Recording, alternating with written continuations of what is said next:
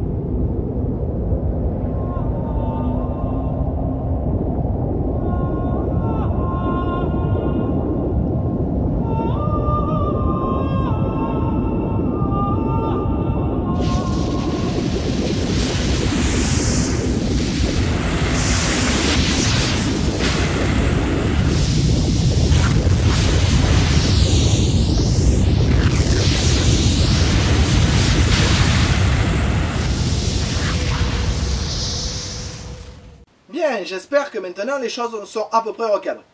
Nous avons vu aussi que, en dehors de la taille, c'était la distance au Soleil qui était relativement importante, puisque c'est elle qui allait déterminer les conditions physico-chimiques et notamment de température à la surface des planètes.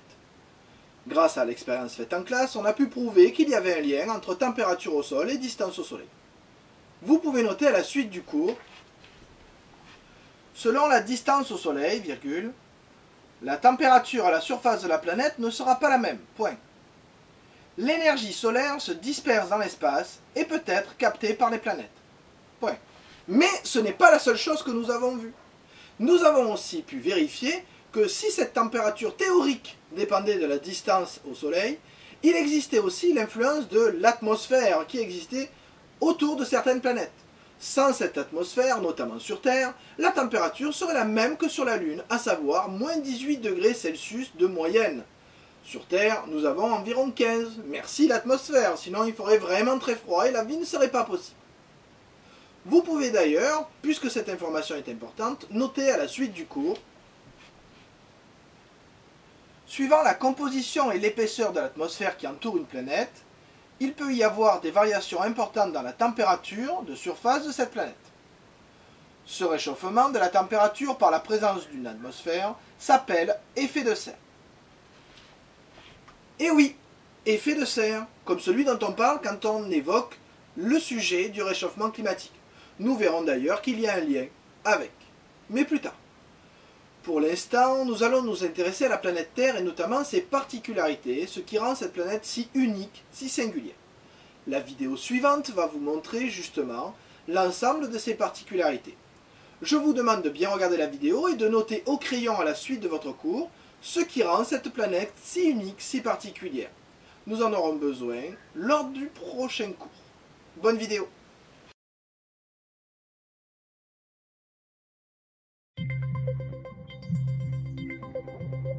La Terre est une planète rocheuse unique dans notre système solaire. 71% de sa surface est recouverte d'eau. La bonne température et la bonne pression pour conserver cette eau à l'état liquide, la bonne taille pour maintenir une atmosphère et une protection magnétique.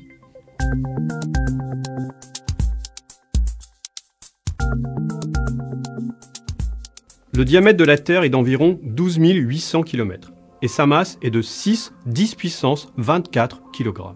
Cela conduit à une masse volumique moyenne de 5,5 tonnes par mètre cube. La Terre est située à 150 millions de kilomètres du Soleil. Sa température au sol a été relevée entre moins 90 degrés et 60 degrés. Enfin, l'âge de la Terre est estimé à environ 4,5 milliards d'années, l'âge du système solaire. La Terre possède une atmosphère. Sa pression moyenne est proche de 1000 hectopascales, soit 100 000 pascals, ou encore 1 bar. L'atmosphère terrestre est stratifiée en différentes couches, à l'intérieur desquelles la pression et la température évoluent. La troposphère, de 0 à 12 km, la stratosphère, de 12 à 50 km, puis la mésosphère, la thermosphère, l'ionosphère, et enfin, la magnétosphère. L'atmosphère est composée de gaz, 78% d'azote, 21% d'oxygène moléculaire, et bien sûr du CO2, de l'argon et de la vapeur d'eau.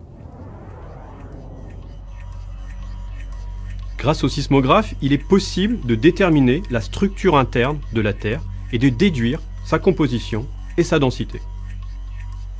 La Terre, de sa surface à son centre, peut se décomposer schématiquement en 4 parties. La croûte terrestre, le manteau terrestre, le noyau externe liquide et le noyau interne solide. Le noyau contient les éléments lourds, les plus abondants, comme le fer, qui ont coulé lors de la formation planétaire. Les éléments radioactifs présents contribuent également à maintenir une température élevée. À 4000 degrés, le fer et le nickel sont en phase liquide dans le noyau externe. À plus haute pression dans le noyau interne, la température de fusion du fer est plus élevée. Le noyau interne est donc solide malgré une température de 5500 degrés. Les mouvements, rotation et convection dans le noyau externe génèrent ou entretiennent un champ magnétique par effet dynamo.